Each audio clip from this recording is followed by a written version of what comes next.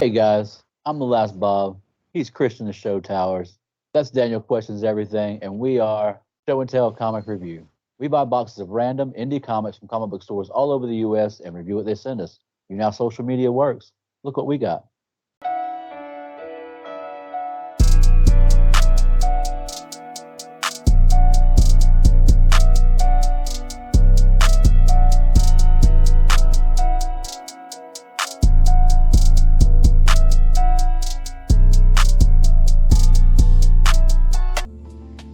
Alright guys, so today's comic is called Deul. Deul was created and written by Curtis Martins. The art and cover were done by Alex Cormack, colors by Alex Cormack also, and lettering and book design by Alex Murillo. Deul follows an FBI agent named Lee, who is tasked with investigating a mysterious deep website called Deul.global, which pits its growing number of subscribers against each other in real-life deadly battles. The rule is simple.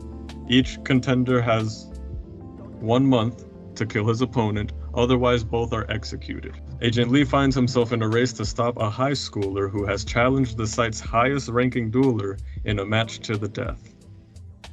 Now that we know what the comic is about, what do you got for us, Bob? Well, first I want to thank Shay, I think it was, that suggested this comic. Full disclosure, I have read this comic and I love it. So I'm going to go ahead and throw it over to Daniel and see what he thought about it, because I've already got an opinion formed. I want to hear what you guys think. It's funny. We go back again to when we was looking at the three that we wanted to read. I had high hopes for Deul and wasn't expecting much out of Nightmare Man. And I feel like it's reversed.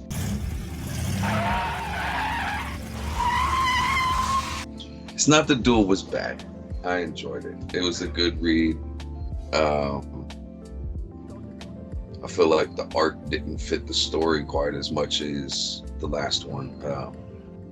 Personally, yeah, I know. It seemed like it didn't fit to me, personally.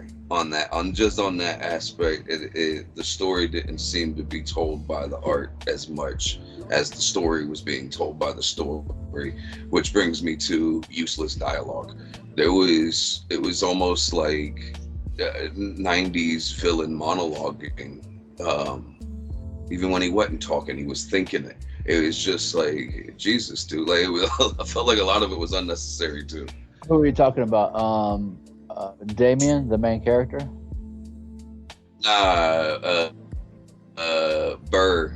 What was his Aaron Burr? Aaron Burr. Burr? Yeah. Yeah, who cares that he was a teacher? I didn't give a shit about all that. Like, his why do you capital R's? Like, yeah, nobody cared about any of that about this shit. I mean, I guess they had to have something to talk about when they know. Like, I guess they knew that they were supposed to meet in this Publix. All the green reminded me of Publix. But did they agree? Like, they get on the app and they're like, okay, bro, I'll accept your challenge. Let's meet at the Publix on 4th and Main. Like, what the fuck? You know, there's kids and shit. Like, y'all couldn't have found a That's exactly. Yeah, it was odd. I mean, obviously, it wasn't a chance meeting for that one, because we see later that he stalks and hunts his duels. That's why he's number one. Because he goes and finds them when they ain't even thinking about running across this man. He's already knows where they live and is walking up in their house. Right. Yeah, you're right. I forgot about that. Yeah, it was the first 24 hours he was in Damien's room. Right. Yeah, he was in there for a long time. He was in there for a long time. Later, he's telling him, convincing Damien to drop out, because it's real life. You're going against, trained killers. Is like, but you said you're a teacher though. Like, now you're special ops. Like, or his dual experience, the credentials now. I mean, 80 kills is 80 kills, I guess. Well, that brings me to Damien's 132 score. because they're talking about the kids. That's why, or in the I think it's the no, this is after the cafeteria. But anyway, I forget which scene it is, but the kids are all talking and they're saying that because he's still denying that it's him, right? So this kid is telling everybody that it's not him, but they're saying that his score is too high for someone that has just started out new. And even at the end, they refer to his high score and that other people are starting out with lower scores than him. So he's been doing this before. That wasn't his first kill. That's what I'm getting from it. That's the thing. How do you? But there has to be a preliminary score that you start with. It's just we don't know how that scoring system works. Right. It could be IQ based, which in this day is more important for survival than brawn. It used to be only the strong survive, but now the most powerful, richest men are not the strongest. The most survivability comes from smart people. Yeah, I got the feeling from reading it that this wasn't his first kill, and he was a pretty big smartass wherever he was. Obviously not under the covers, but when he's talking to this killer and this guy's got a Mac 10 pointed at his face, and he's talking all this. That's $0. He's just like whatever. Yeah, just like whatever. Yeah. And that's what made me feel like this isn't this kid's first rodeo. No, it definitely wasn't. I mean, the fact that he spent the entire comic book preparing, like if you notice all these little experiments he was doing at school, that was all in preparation to meet this guy, which I thought was an excellent way for like the story to build up to that ending. It was so cool. So it was a lot more intricate than it seemed, and this kid was a lot more devious and deceptive and manipulative than what you could see at the end. That's why I enjoyed the book. But I've read it like 2 or 3 times as well. So you guys are just reading it for the first time. Yeah. Well, my thing is, I'm surprised. I'm surprised at some of the things Daniel said. I'm like, man, I don't know, man. Like, I enjoyed the book, and artistically, I think Daniel the art fit the story like it perfectly. Yeah, and the thing, there's some points I don't like that you just mentioned about the art is in the room during like the fight scene that isn't there. What the fuck is going on? Dance off, bro. It's all just really dark, guessy stuff. Like, they're just leaving me to draw the picture. Talking about the end at the very last. He goes in and he's like, oh, that's because you think you have the upper hand. And there's literally a random hand, don't know whose it is, covered in down feathers. Dude's just blasting it, don't know what. It doesn't show him pointing. It doesn't show. Okay, and then it goes to the door locks happening, and then there's the very next panel is just black with a sound effect. Right? It's not black, but it's so dark. And I'm on a computer. I zoomed the fucking thing in and couldn't see what it was. And then the next panel is an explosion. What the fuck is going on in those 3 panels? Absolutely ridiculous. No clue. Those panels. I was lost. I didn't even get to the next ones yet. That's what I mean. Yeah, just in those 3 in a row, like fucking no clue. I don't like the hand it. Coming down. That's when the hand is coming down, and then you see him doing something with the feathers and the locks. And I was also lost in those panels. But after the boom, it picked back up and was perfectly fine after that. For me. No, because the next question is, where the fuck is Damien? He's just narrating all this shit in the middle of a napalm-filled room and explosions and all this. They never tell us that. Did he? Yeah, he was right. Is he just standing in one of those little showers, like in the corner of the lab? Like, you pull the cord. Yeah. He's like, the closet, like. They if he is in the closet, wherever he is, they should have alluded, like maybe at the end after in ash, like some whatever it is opens up. Like maybe he was in a case under the bed that he had made, or in the closet, like alluded to have made something that protect him, because he couldn't have been outside the room. And if he wasn't on a walkie-talkie, then Aaron Burr would have that would have been obvious. You know what I mean? So it'd have been a trap. So I see what you're saying. Go ahead. He very well could have been outside the room. The reason I say that is because I think one of the things that he was working on at school were these locks. And he probably made them. You know, hey, fair point. Go back, because another panel prior to that was him pulling the blinds up on his window. Yeah. He pulls the blinds up on his window, and then the scene with him happens where he's got the gun out and the doors lock and explosion. All of that happens immediately after he rolls the blinds. So I guess he got out. Yeah. The thing, right, he walked in. The thing is, like, I don't know, I found that easy to follow because what they were going for was implication. They were not trying to like show you, they were trying to basically let your mind imply the idea that yes, he locked him in this room and he burned him to death, pretty much. And so that's the problem with it, though, is that I'm not reading a novel. I'm reading a fucking comic book. Show me what you're talking about. Well, like, why are you know what I mean? Don't even anything. Here it is. Like, at first, like when I was saying, I was lost as well.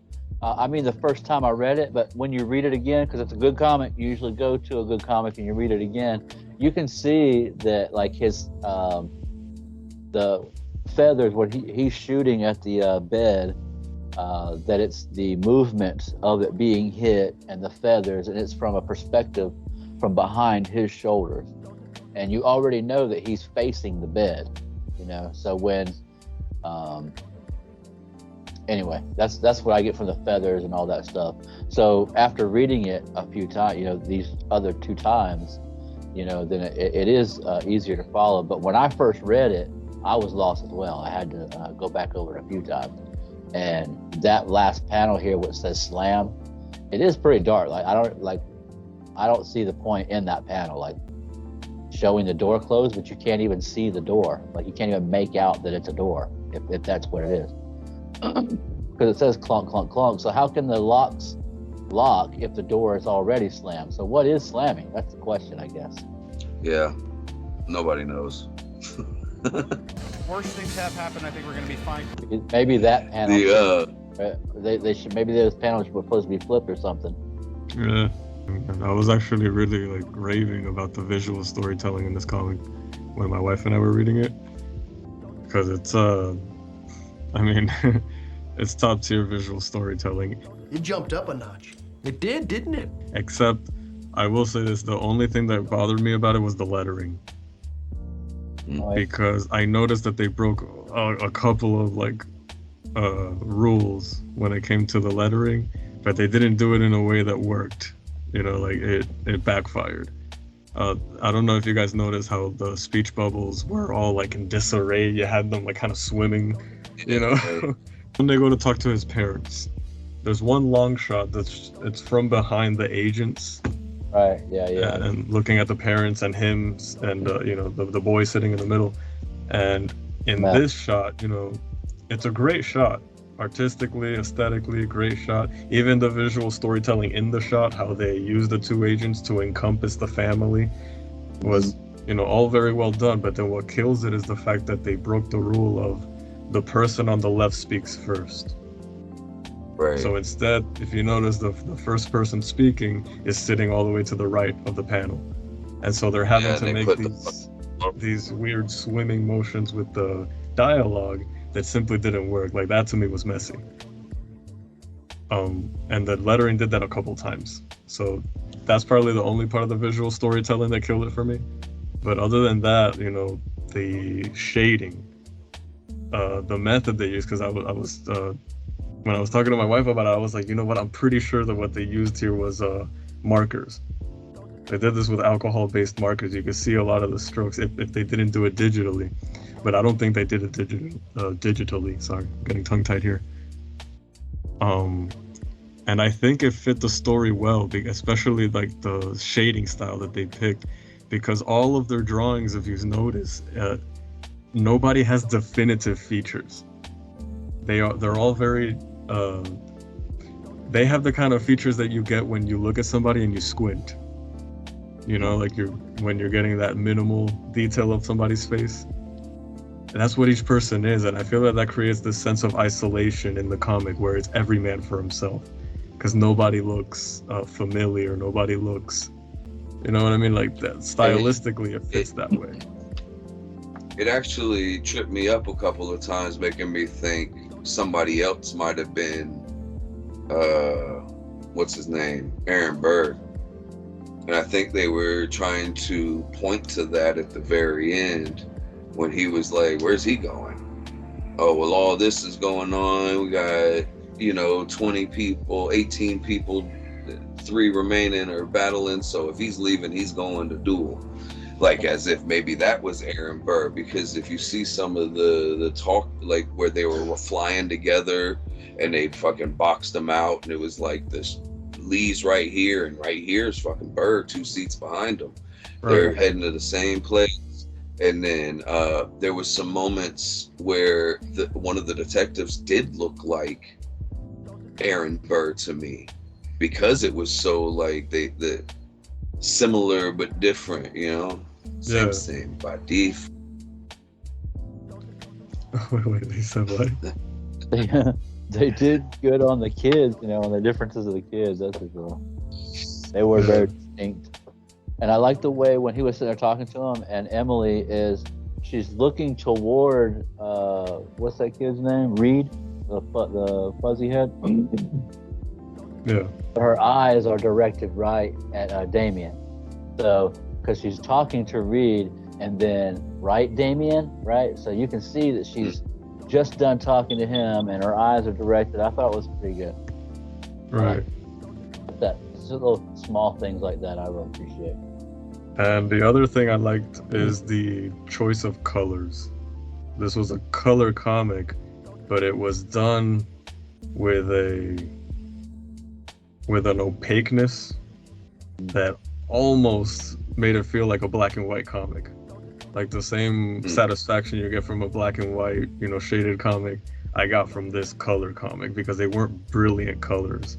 Like when you look at a DC comic, you got all this like red, blue, all these primary colors and stuff. Like they used a lot of earthy tones, and it gave the comic a very warm feeling. But at the same time, with the art style, then it becomes this cold, it still has cold this gray world, over it. Like when he's walking down the hall and the kids are all talking, they're not even really messing with. I mean, they are talking about him, but they're looking at each other. It's almost like he's invisible, but they are. This is the first time they're noticing really as a person, but you can see how distant he is walking down the hall. I mean, I thought the art was really good, man. I thought it was good. And I thought well, you were just talking about the color and the saturation and stuff. I think that might be part of my issues, because the computer that I read all of these on has all these screen adjustments. There's the blue light, there's the yellowing, nighttime. So my colors aren't right when these at all. Yeah, no, mine, the comic appears kind of dull. Yeah. I'll have to adjust that for the next one. Yeah, it's dull, but it's like the pinkness in their cheeks and their face, it stands out, but it still has that. Yeah, see, I wasn't seeing none of that with the computer. Yeah, like to me it was earthy. Like that's the way I could describe it. All the colors had an earthy tone, like it wasn't just green. It was like a deep forest green. It wasn't just red. It was like these burgundies and what? Were you saying something? And things like that. Like they used different tones that just, to me, that they gave it a very cold and dark kind of world. I mean, some of these shots, to be honest, especially when they went to go see the DA, did you guys notice that shot? That looked like something straight out of like a classic Batman comic book. They're in his office, and the lighting that they chose and how it complements the shading technique that they chose. Like, to me, it gave, that scene was perfect, just visually. Like, I loved it. It was awesome. But again, the use of the colors, how it sets this tone, and it creates something that, honestly, if they were to continue, like if we were to continue reading this comic and they kept this color scheme, they could make this world its own thing, just using the colors. Because that's something that, like, Christopher Nolan does. If you watch a Christopher Nolan movie, you can tell when it's a Christopher Nolan movie because all of them kind of have this, like, I call it blue, you know, like like a blue hue, like it gives feels like a kind of hyper realistic. I don't know if that makes sense. That's what it feels like to me. It's like the opposite of being in Mexico, where they got this yellowish orange tint. Yeah, exactly. So that same effect, they're doing it with the colors that they chose. They are all earthy tones. They're not using these bright ass colors, except when the explosion happened. That's when you saw like bright orange, and it was like, whoa, okay, you know, it was really bright. And when he kills the guy in the store, all that blood, all of a sudden, that deep red, you know, it's like out of nowhere, you know, right, red everywhere. Yeah, I thought that was good. It contrasts very heavily with the rest of the comic.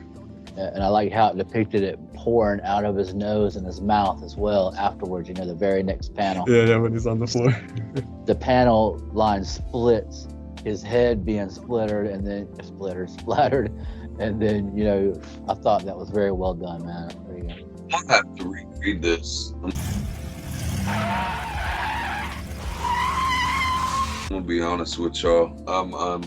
I'm feeling like the screen adjustments or on my computer need to be set back the again. thing is, I mean, if you didn't like it, you didn't like it. You know, that's the thing. Like, if it didn't resonate with you anyway. Oh no, and it's not that it didn't. There was just things I didn't like about it. There was some things I think were either unnecessary or not. See, I want to go back. I'm wanting to look at it again. See, I need to go closer. I want to get a closer look at this. I felt like some of it could have been described with just the pictures. Like, you know, there's oh yeah, a lot of extra words. And it's not that I don't like reading. It just seems like they were trying to fill in a blank. Right. Okay. Like they were like, you know, I got 500 words for this essay, and I've only got 392. You know, what do I? You know. I don't know how they were formatting this or how they were doing it, but Marvel and DC have this ridiculous thing where Stan Lee started this shit, where he would send a synopsis to the artist, and then the artist would depict that, telling that story from the synopsis. So the artist would really get credit for the storytelling through the art, and then they would put the dialogue, or not the dialogue, but the speech bubbles, everything, and then send it back to Stan Lee, and then he would just fill in the dialogue of what he thought best fit that panel and moved on with the story. And man, I'm telling you, that is the worst way. I know it's been going for a long time, man, but I don't understand how you can make a comic that way. That must be the most frustrating thing in the world, dude. It's like you start with fight scenes and then. Well, that's what they do in the movies. Yeah, that's what they do in the movies. They like say Endgame, you know, like they have all these big battle scenes and they know who's going to be in those battles, and then they leave it up to the writers and storytellers to figure out how to get those people to those places that's already being configured in computers months before they even start writing the shit. I mean, the dialogue for me, none of it felt unnecessary. I did feel like the hyping him up ran a little long, because that's what they used a lot of the dialogue for. You know, it was really just to hype up his popularity, because that's what he was gaining at school. And you know, some of those parts did run a little longer than I would have wanted them to. But really the only thing that threw me off about the dialogue is the way it was lettered. I did not like the way those speech bubbles played against the art. It wasn't done well. So that's the only thing that just threw me off about it.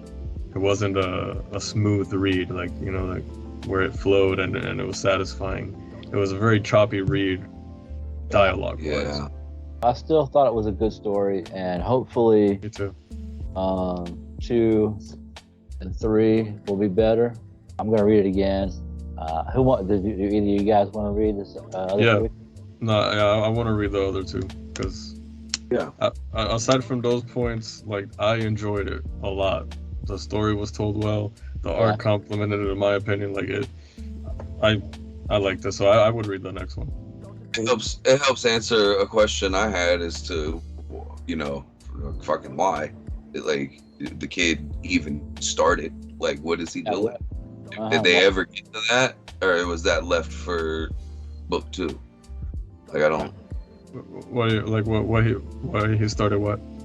Like what? Damien, why did he actually? It wasn't for clout, because he was actually ended up being a badass and did some shit. He wasn't actually afraid, like, so he wasn't doing it to get popularity or fucking for a girl or any of that other shit. And it wasn't to make the bullies afraid of him either, because it was for the money. Was already not afraid. Money? Yeah, of money. Yeah, it was for the money. Like, they get paid like mad bank for every person they execute. That's the whole reason he's doing it. Yeah, they get a deposit. I remember from the front. Yeah. Yeah, so money, and maybe it had something to do with ego, because they're all fucking with him. They have no idea what he's capable of or been doing. It's obvious. I'm telling you, that was not his first kill. So, like, maybe he just wanted to let everybody know, maybe you shouldn't be fucking with me like you've been, you know, without actually killing one of his bullies, you know, because they were all. So do you think he was on before with another handle, and then just this time used his name? Yeah, that's what they were alluding to in the other one. But let's see, we don't know how it works, because how did he start a new handle with, I think, didn't they say something about there were like 18 other handles that might have been connected to his handle or something? So, like, maybe all of those different handles he was using were combined into that 132. But it said that 3 of them out of those 18 were actively doing duels. So he was standing right there next to the fucking cops. Right. Yeah. So it's not him. Right. Yeah. So the thing is that, you know, they left the comic with him leaving, and of course the agent alludes to the fact that, oh, you know, wherever he's going, he's dueling. So, I mean, you know, this could go any trajectory, really. I mean, it could be to one of those things where, like, maybe some duelers are teaming up to, you know, accumulate.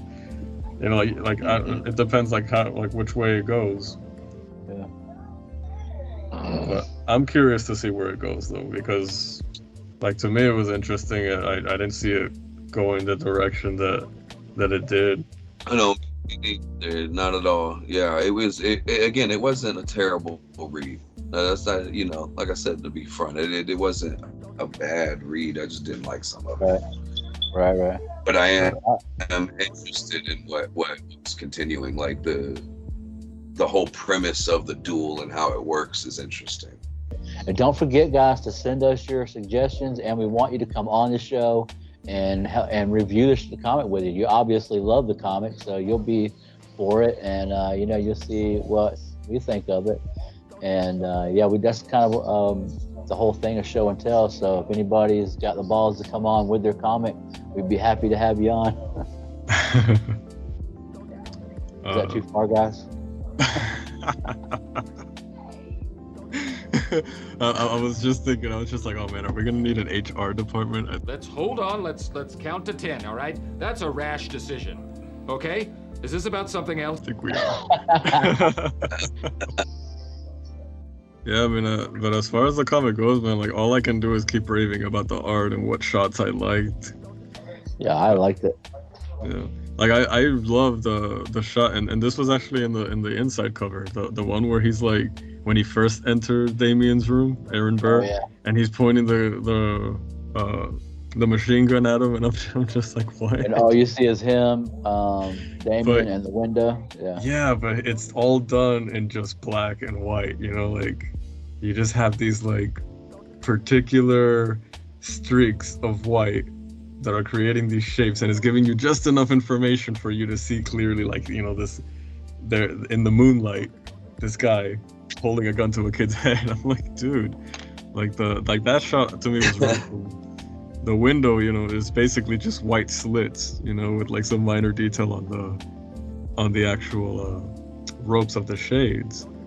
But you know, it's very simplistic art, but it conveys so much, and it's so lifelike. That, like, I loved it. That was one of my favorite shots. I even like their name, Bliss on Tap Publishing. Yeah. Like that too. And their little logo. I like y'all little. How your little company doing?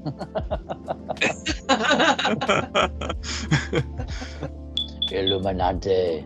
Yeah, I like how they have the dog's eye, like, you know, in the triangle. I'm like, what's that about?